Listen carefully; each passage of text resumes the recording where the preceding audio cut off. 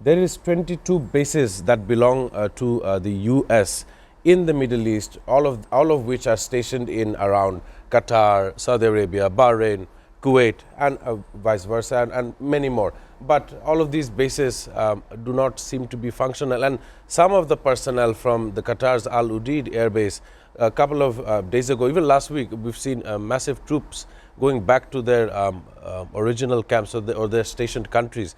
But leaving these such bases, and then the rhetoric, there is almost about 4 USS military aircraft carriers that are stationed all together, being called an armada. And right now, I understand that attack could be imminent, but the US had to spend a lot of cash, a lot of millions of dollars for moving this entire fleet from the South China Sea to the Middle East. Do you predict that there could be an escalation in the region?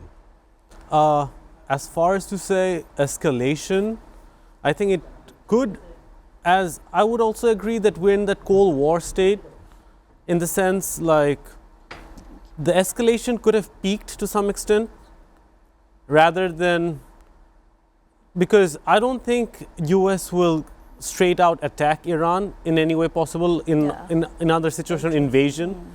This could potentially be like a threat to them. Either listen to us or here's all our missiles and all our weapons to bully you.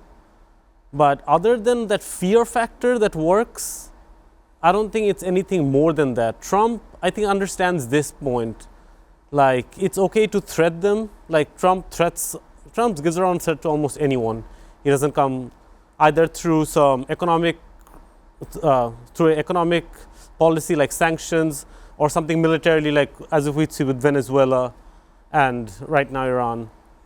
So I think this is just Trump boasting the national military spending of US. Other than that, I don't think there will be anything of an actual forthcoming attack or invasion.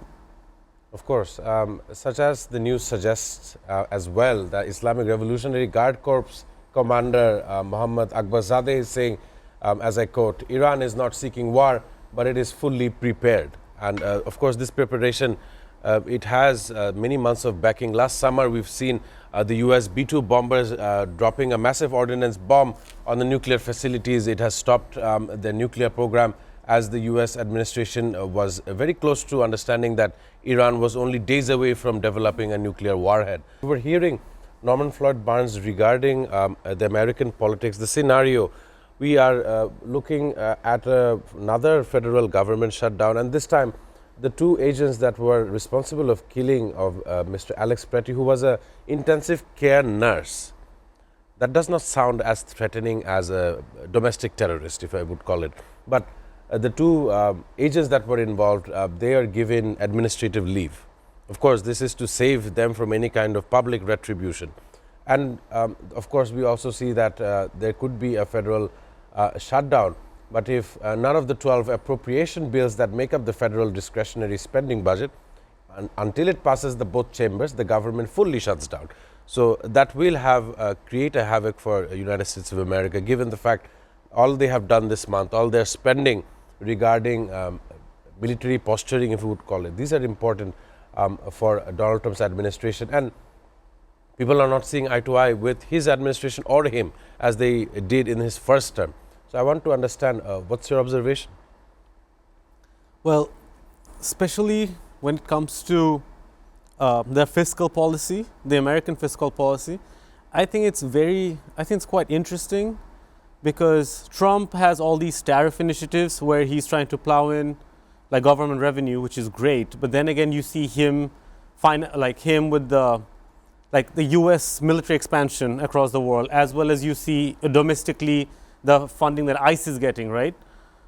And we also have to understand how there is the US $1 trillion deficit, which keeps on growing almost every day. So the question is, I don't think Trump actually understands how to manage a country's fiscal budget like that. I think it was last week when we were discussing how he wanted to fire Jerome Powell, mainly Federal Chair, Federal Reserve Chair. Yeah, mainly because the Fed chair doesn't want to cut interest rates, so which would actually be worse. So I don't think Trump is processing very well how to do the entire fiscal budgeting for the country, and maybe that's why the shutdown is out. The shutdown is never needed. Actually, the shutdown should be avoided at all cost.